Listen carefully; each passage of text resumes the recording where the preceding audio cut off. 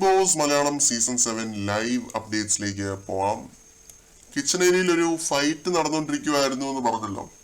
തുടങ്ങി വെച്ച ജിസേലും ബിന്നിയും കൂടിയാണ്. ജിസേല് കുക്ക് ചെയ്തുകൊണ്ടിരിക്കുന്നതിനിടയ്ക്ക് ബിന്നി വന്നിട്ട് ആ ഒരു പാത്രം എടുത്ത് കഴുകാൻ ഇടുവോ അങ്ങനെ എന്തോ ഒരു കാര്യം ചെയ്യുന്നുണ്ട്. അതിന് ജിസേല് ബിന്നിയെ ഇംഗ്ലീഷിലൊരു തെറിവാക്ക് വിളിക്കുന്നുണ്ട്, ബി വേർഡ് വിളിക്കുന്നുണ്ട്. ഇതിൽ കയറി പിടിച്ചാണെന്ന് തോന്നുന്നു കിച്ചൺ ക്യാപ്റ്റൻ പ്രവീൺ സീനിലേക്ക് വരുന്നുണ്ട്. കിച്ചണിൽ എന്തെങ്കിലും പ്രശ്നം നടക്കുമ്പോൾ എവിടെയാണെങ്കിലും റെന ഓടി വരാറുണ്ടല്ലോ. അതേപോലെ റെന ഇങ്ങോട്ടേക്ക് ഓടി വരുന്നുണ്ട്.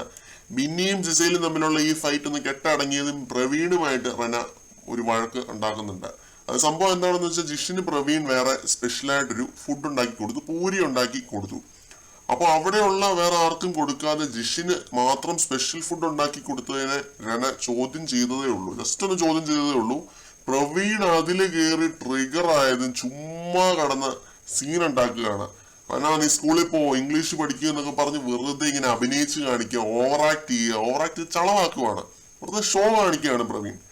ഈ പ്രവീൺ ഒരു ഫൈറ്റ് ഉണ്ടാക്കുമ്പോൾ എന്തുകൊണ്ടാണ് ഞാൻ ഇങ്ങനെ ഷോ കാണിച്ചതായിട്ട് പറയുന്നത് നിങ്ങൾ ഓർക്കുന്നുണ്ടാവും. ഒട്ടും ഓർഗാനിക് ആയിട്ടല്ല പ്രവീണിന്റെ ഒരു വഴക്കും. അത് എനിക്ക് പലപ്പോഴും തോന്നിയിട്ടുള്ളതാണ്. പ്രവീൺ ഇങ്ങനെ വഴക്കുണ്ടാക്കാൻ വേണ്ടി വഴക്കുണ്ടാക്കുന്നതാണെന്ന് കാണുമ്പോൾ നമുക്ക് മനസ്സിലാവും.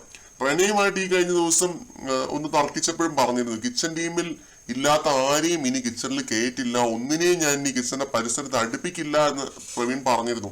കിച്ചൺ ടീമിൽ ഇല്ലാത്ത ആരെയും കയറ്റില്ല എന്ന് ക്യാപ്റ്റൻ പറഞ്ഞിട്ട് ഇങ്ങനെയുള്ള അനീതി കാണിക്കുന്നതാണ് പ്രശ്നം. അപ്പോൾ ഇത് പറഞ്ഞിട്ടാണ് റെന പ്രശ്നം ഉണ്ടാക്കുന്നത്. ഈ ഫൈറ്റ് ഒന്ന് കെട്ടടങ്ങുന്നത് ആര്യൻ അനീഷ് തമ്മിൽ വീണ്ടും ഒരു വെസൽ ടീം ഫൈറ്റ് നടക്കുന്നുണ്ട്. അതിനെപ്പറ്റി നമുക്ക് സംസാരിക്കാം. കൂടുതൽ ലൈവ് അപ്ഡേറ്റുകളുമായിട്ട് വീണ്ടും